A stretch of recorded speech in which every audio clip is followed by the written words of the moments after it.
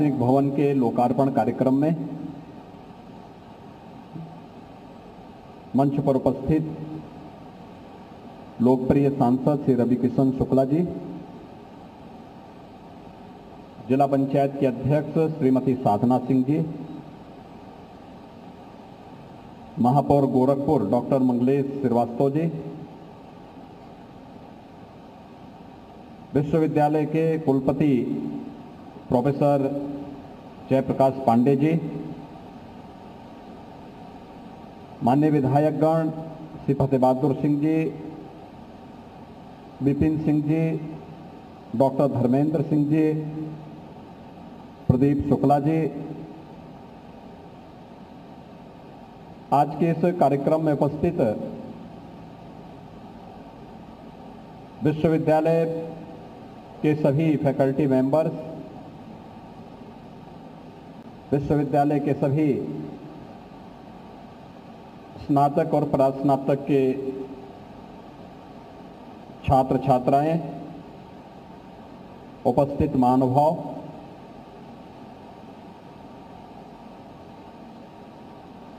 मदन मोहन मालवीय प्रौद्योगिकी विश्वविद्यालय को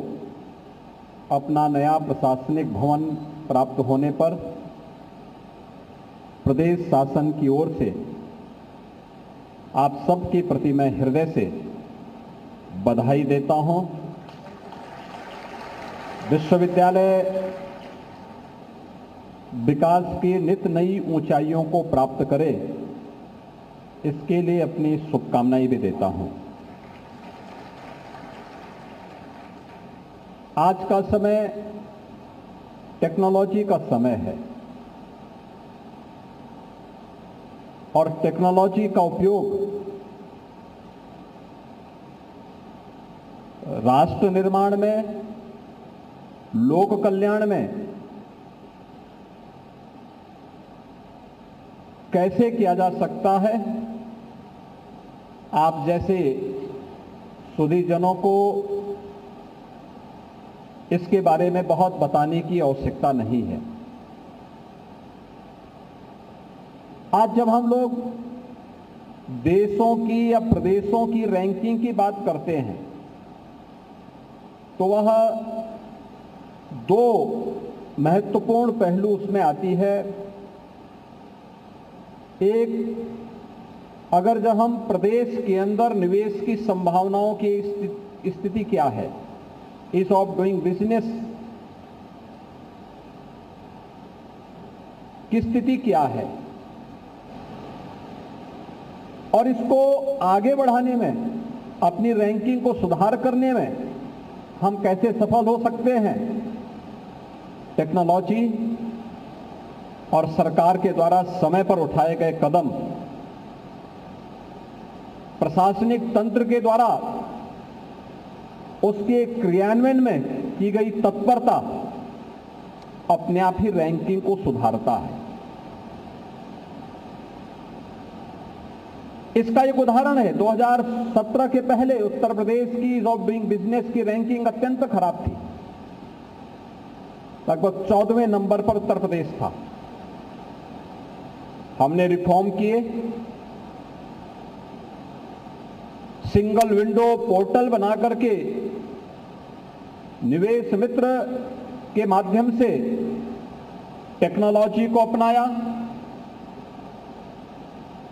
और प्रशासनिक तंत्र को इस बात के लिए बाध्य किया कि वह टेक्नोलॉजी का बेहतर उपयोग करते हुए किए गए रिफॉर्म को समयबद्ध तरीके से जमीनी धरातल पर उतारें। परिणाम है, उत्तर प्रदेश की ईज ऑफ डूइंग बिजनेस की रैंकिंग में सुधार हुआ, 14 से नंबर 2 पर उत्तर प्रदेश आ गया।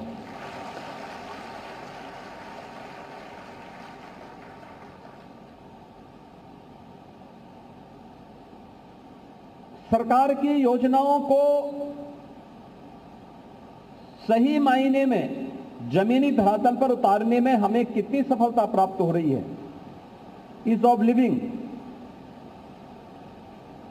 उस व्यक्ति को शासन की योजनाएं प्राप्त हो रही कि नहीं हो रही हैं।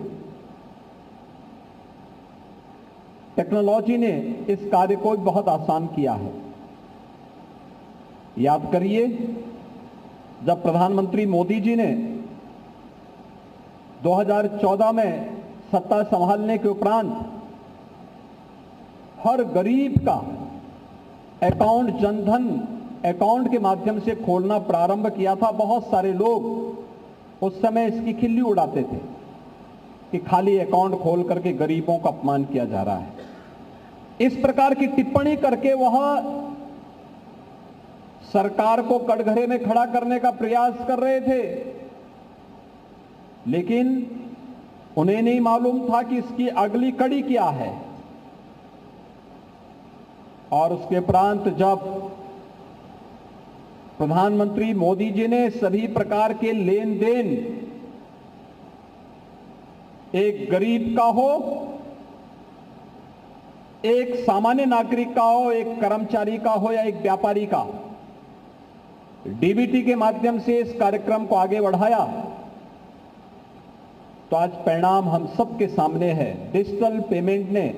एक नई क्रांति ला करके प्रत्येक नागरिक के जीवन में भी एक क्रांतिकारी परिवर्तन लाने में और उसको भ्रष्टाचार मुक्त व्यवस्था देने में एक बड़ी भूमिका का निर्वहन किया है।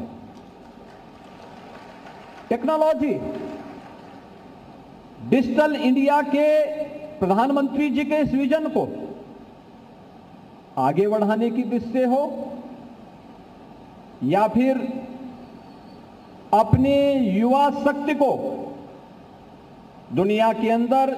संजोग से भारत सबसे युवा देश है, यानी दुनिया के अंदर किसी एक देश में सबसे अधिक युवा निवास करते हैं, तो सौभाग्य से भारत है। और भारत में कोई प्रदेश है जिसके पास सबसे बड़ी युवा ताकत है, वह उत्तर प्रदेश है। उत्तर प्रदेश की 56% आबादी कामकाजी आबादी है और डिजिटल इंडिया का लाभ यह आबादी सर्वाधिक ले सकती है। डिजिटल इंडिया के इस क्रांतिकारी अभियान के साथ पीएम स्टार्टअप की नीति हो या पीएम मुद्रा की योजना, प्रदेश की वन डिस्ट्रिक्ट वन प्रोडक्ट की योजना हो या मुख्यमंत्री युवा स्वरोजगार योजना, इसने प्रत्येक युवा के जीवन में क्रांतिकारी परिवर्तन लाने का कार्य किया है। और आज उत्तर प्रदेश का अधिक से अधिक युवा इन योजनाओं के साथ जुड़ करके नए नए स्टार्टअप स्थापित कर रहा है। अभी 21 से 25 के बीच ग्रेटर नोएडा में एक्सपो मार्ट में इंटरनेशनल ट्रेड शो का आयोजन किया गया था। दुनिया के 500 बायर्स उसमें उपस्थित हुए थे और आश्चर्य करेंगे कि 3 दिनों में, यानी इन 5 दिनों में, पहले दिन तो राष्ट्रपति जी उद्घाटन में आई थी, तो पहले दिन तो 21 को तो केवल उद्घाटन की औपचारिकता हो पाई थी, लेकिन 22 से लेकर 25 के बीच लगभग 4 लाख लोग वहां पर आए और उन लोगों ने वहां पे इनोवेशन को भी देखा, उत्तर प्रदेश के पोटेंशियल को भी देखा। उत्तर प्रदेश के तमाम संस्थानों ने और खासतौर पर टेक्निकल इंस्टीट्यूशंस ने अपने अपने स्टार्टअप वहां पर स्थापित किए थे। लोगों को आश्चर्य था, क्या यह सब उत्तर प्रदेश में हो रहा है? उत्तर प्रदेश की ताकत का एहसास जिन्हें नहीं, वे लोग उत्तर प्रदेश के नाम पर प्रश्न खड़ा करते थे। लेकिन आज कोई व्यक्ति प्रश्न नहीं खड़ा कर सकता, क्योंकि 2000 से अधिक एग्जीबिटर्स अकेले उत्तर प्रदेश से इस इंटरनेशनल ट्रेड शो में उपस्थित हुए थे और उस इंटरनेशनल ट्रेड शो के माध्यम से उत्तर प्रदेश की पोटेंशियल को